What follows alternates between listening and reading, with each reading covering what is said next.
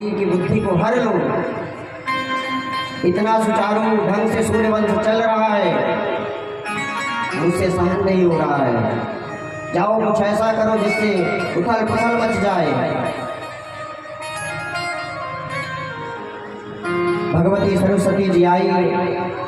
पहले तो देवताओं को बहुत बुरा भला कहा कि अरे देवता, तुम लोग अपने स्वार्थ के लिए किसी को सुखी देख ही नहीं सकते हो।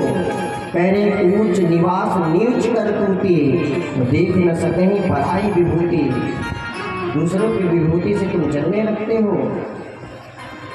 लेकिन देवताओं ने कहा कि जैसे कह रहा हूँ वैसे करो। भगवती सरस्वती जी आकर के मंत्रा की बुद्धि कैकेयी की बुद्धि हर ली। मंत्रा ने कैकेयी को कहा कि देखो बहन, मुझे कहने का अधिकार नहीं है, लेकिन फिर भी मैं तुम्हारी सेवा में हूँ, तो मैं तुम्हारे भले की बात करूँगी।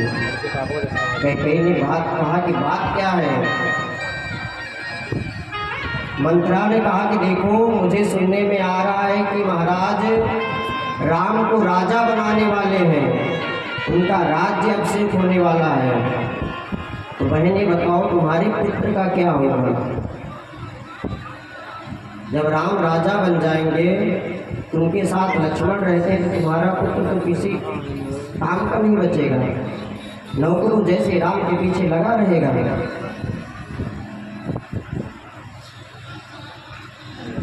कैकेयी ने कहा कि क्या करूं बहन बताओ। मंत्रा ने कहा कि पूर्व में राजा ने तुमसे कहा था कि तुम 2 वचन जब चाहो तब मांग सकते हो। हमारे हिसाब से वह समय आ गया है, तुम राजा के पास जाओ और दोनों वचनों को मांग लो।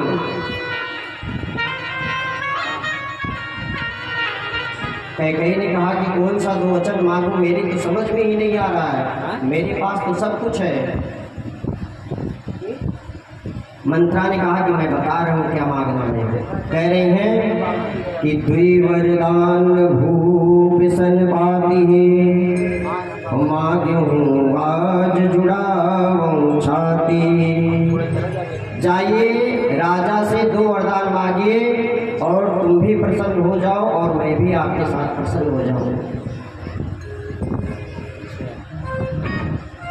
कैकेयी ने कहा कि कौन सा 2 वरदान मांगूं, मुझे समझ में नहीं आ रहा है। मंत्रा ने कहा ये भी मुझे बताना पड़ेगा, तो सुनो। सुतहु राज राम ही बनवासु।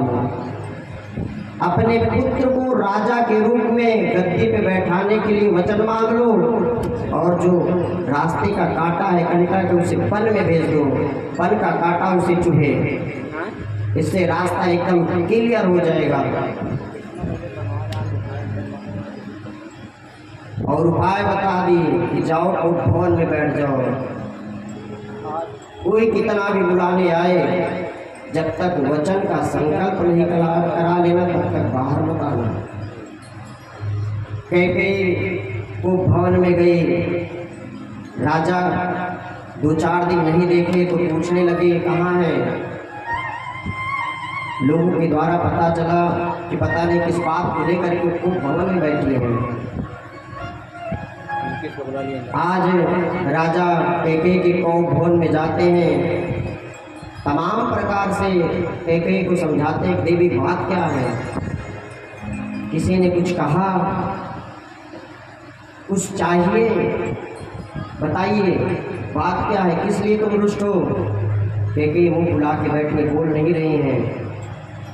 बार बार राजा दशरथ ने अनुनय विनय किया, तो कैकेयी ने कहा कि पहले वचन दो। राजा दशरथ ने कहा अरे देवी, तुम भूल गई कि हमारे वंश में वचन के लोग बहुत पक्के हैं, फिर भी तुम्हें हमारे पर भरोसा नहीं है। कैकेयी ने कहा कि भरोसा तो है, लेकिन आज वचन दो।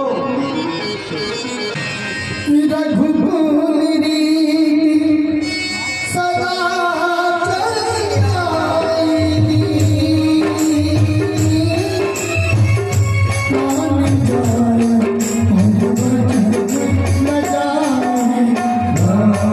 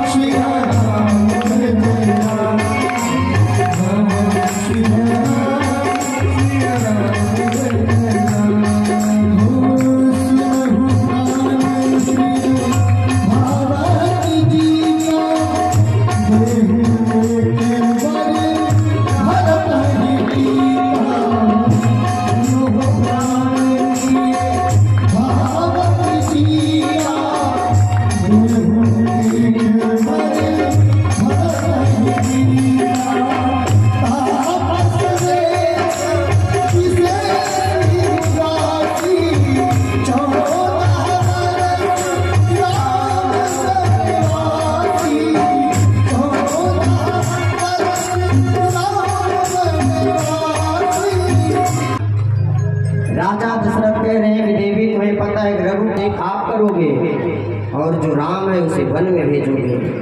जैसे ही राम को वन सुना तैसे ही राजा की आंखों से आंसू निकल गए।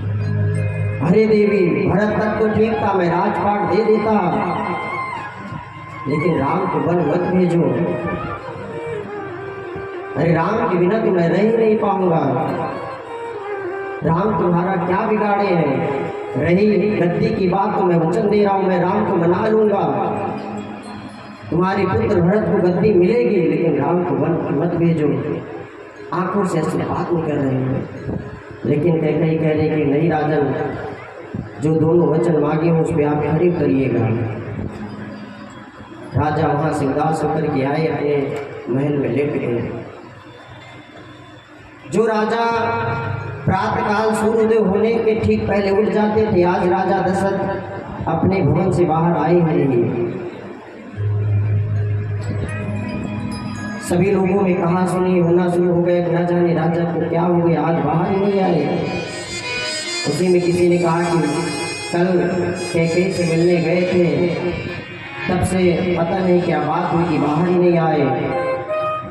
एक एक लोग मिल करके राजा से पूछ रहे कि राजा बताओ क्या बात है। राजा किसी से नहीं बोल रहे हैं।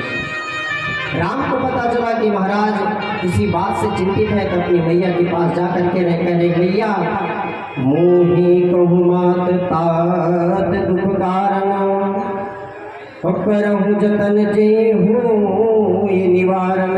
हे मैया, पिताजी किस बात को लेकर के दुखी हैं, बताइए, जो हमसे हो सकेगा मैं उसका निवारण करूंगा।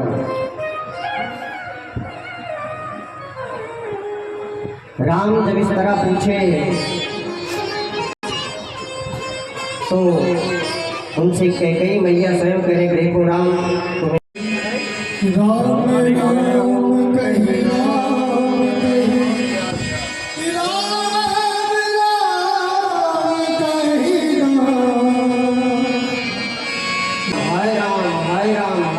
करते करते आज राजा दशरथ का प्राण निकल गया। धन्य है राजा दशरथ जो अपने अंतिम समय में राम राम राम कहते प्राण को त्याग दिए। इधर वशिष्ठ जी आए, सबको पता चला कि अब राजा नहीं रहे। उधर राम लक्ष्मण वन चले गए हैं, दूसरी तरफ भरत और शत्रुघ्न अपने ननिहाल में हैं। राजा दशरथ के शरीर में पार्थिव शरीर को सुरक्षित किया गया और दूतों को भेजा गया, जाकर के कैकेयी देश शत्रुघ्न को संदेशा दो। दूत जाने लगे, तब तक कौशल्या मां ने कहा कि देखो वहाँ जाना, लेकिन ये मत बताना कि महाराज नहीं है, और ये भी मत कहना कि राम और लखन वन चले गए, अन्यथा मैं अपने दोनों पुत्रों से हाथ धो बैठूंगी। दूत कैकेयी नरेश गए। उधर भरत जी रात में सो रहे तो सपना देख रहे, करवट बदल रहे हैं कि देखूं रात भयानक सपना, जाग करही कटु कोटि कल्पना। भयानक सपना देख रहे हैं, अपशगुन देख रहे हैं, बार बार करवट बदल रहे हैं। इतना करते करते प्रातः काल हो गया है तो देख रहे हैं कि अयोध्या का पताका ध्वजा लगा हुआ कोई रथ आ रहा है। बाहर निकल करके देख रहे हैं तो अयोध्या के दूत सामने खड़े हैं। भरत जी को देख करके दूतों की आंखों से आंसू निकल रहे हैं। कौशल्या समझाई कि बताना मत कि राजा नहीं बचे हैं। आंखों से आंसू निकल रहे हैं, कैसे मैं भरत को बताऊं, क्या कहूं कि कैसे चलो। भरत जी समझ गए कोई घटना जरूर घटी है। भरत जी ने कहा भैया बात क्या है, अयोध्या सुरक्षित है, सब कुशल मंगल है। दूतों ने कहा हाँ हाँ, तो रो क्यों रहे हो, आंखों से आंसू क्यों निकल रहे हैं। दूतों ने कहा कि भैया क्या बताएं, आपको देख के बहुत दिन हो गए थे, आपको देखते ही मेरे आंखों से अश्रुपात हो रहा है। किसी तरह उस रहस्य को दूतों ने अपने अंदर छिपा के रखा, आंसू से आंसू निकल रहे हैं, लेकिन बहाना बता रहे भैया आपको बहुत दिन हो गए देखे, इसीलिए आंखों से आंसू निकल रहे हैं। हाँ, लेकिन जितना जल्दी हो सके आप अयोध्या चलिए, आपको लेने के लिए मैं आया हूँ।